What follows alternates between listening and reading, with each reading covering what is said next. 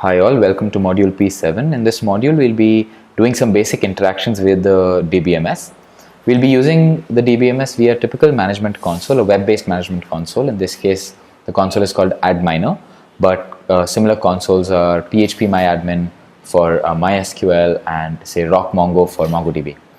We're going to create a few tables and run a few create, read, update, delete, also known as CRUD. We're going to run some CRUD operations via the DBMS on our database. To quickly recap what we've learned so far, we've learned that we need to separate code and data in our applications. We've also learned that we need a convenient way of reading, writing to and storing persistent data into what we call a database. And applications that allow us to do this easily are called DBMSs. So we're going to log into our database via a web app and via the management console app, which is called adminer. We're going to create the tables that model the user and the articles from the last module. And then we're going to run some common operations on our data. To generate your database credentials, head to the cloud.imad.husra.io console.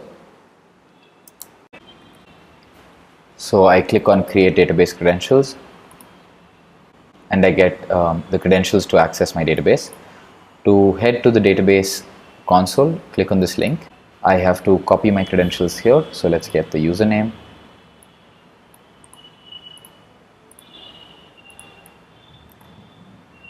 And let's get the password. The database that you are logging into is the same as the username, so we enter that as well. I say I want to stay logged in and I click on login. I save the password.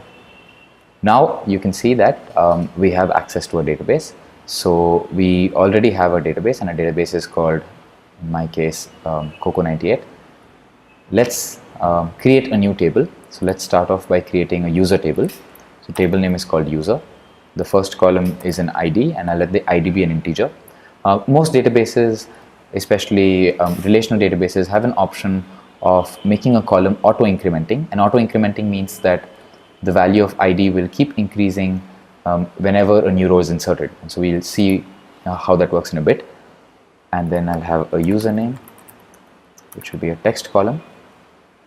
I'll have a name, which will also be a text column. I can have an email, also a text column. Right, so let's save this. Now let's create.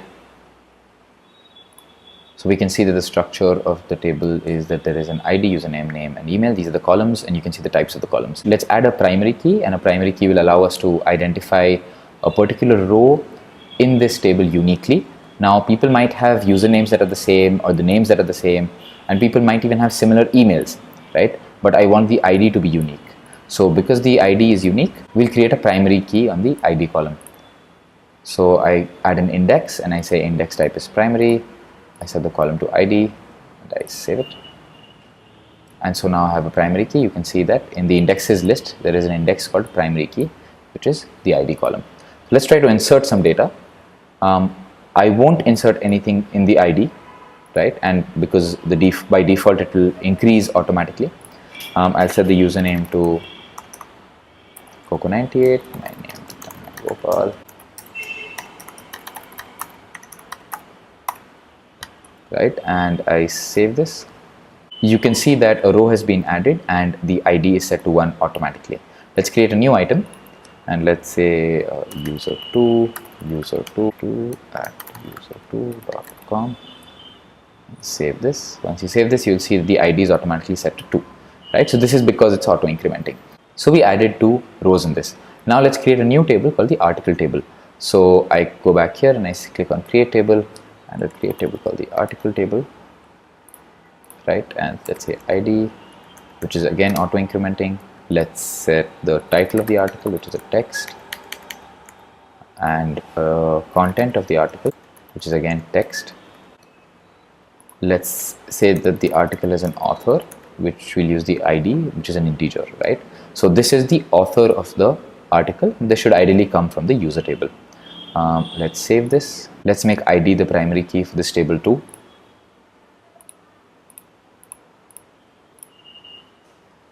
Right, so now we have these 4 columns and the primary key set to ID. So let's insert some values.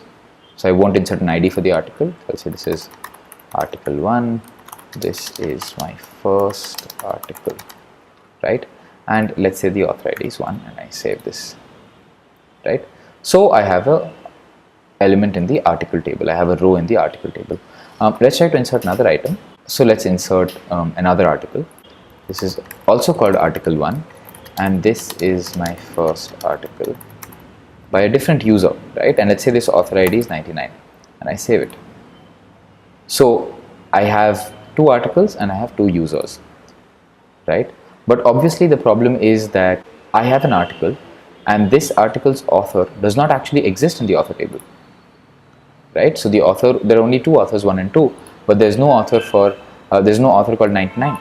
And so how do we ensure that we can actually constrain these values to values that are in the author, that are in the user table, right? So the way to do that is to create something called a foreign key constraint. So let's create a foreign key constraint so that the author ID is always a value from the user's ID column. So go to show structure, you'll see a heading called foreign keys. Click on add foreign key, set the target table to the user table. You can say that the source is author ID and the target is ID, and you can click on save. So as soon as this happened, you can see that we've gotten an error. And now let's read this error, right? So this error says that key author ID equal to 99 is not present in table user. Because we already have inconsistent data, we're not able to add the foreign key. So let's go and remove that inconsistent element. So I select that element, I click on delete, right? And that row is gone. Let's try to add the foreign key again. My author ID is the user's ID, click on save, and you can see that the foreign key has been created. So now if you try to insert another article,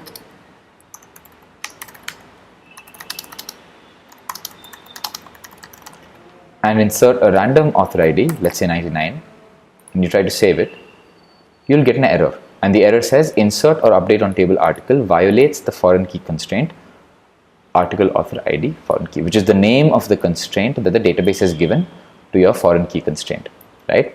So if you change this to something that exists like 2 and save it, the save goes through, right? So this is our basic modeling done. So let's try to understand how all of what we did works. So when we went to the IMAT console and clicked on the buttons that said generate DB credentials, what actually happened is that there was a database or a DBMS that was sitting on the db.imat.hsrap.io server, and on this machine there was a Postgres DBMS. The IMAT console contacted this DBMS and ran operations to create the username, the password, and the database. Once these were successfully created, this data was taken back by the IMAT console and displayed to us on the UI. Once we went to the link db.imat.hsrap.io, right, which is the link that we got when we clicked on generate DB credentials, our browser opened up another web app, and this is the Adminer web app, which is a PHP web app. This is what I call the DBMS console, which can also be say PHPMyAdmin or RockMongo. And when we logged into the DBMS and when we created tables, when we created rows, whenever we did these things, what was happening was that we were giving commands to the web app via the UI and by clicking on buttons and by entering data. And the web app was actually taking that information and running commands on the DBMS, right? So we were not actually running commands directly on the Postgres DBMS. We were running commands on the Adminer web app, and this was taken and executed on the DBMS. So this is what was really happening, right? And the Adminer web app or the PHP web app and the Postgres DBMS were sitting together on the db.imat.hsrap.io machine, right? So on this machine we have 2 servers, the web server which listens to our commands and the DBMS server.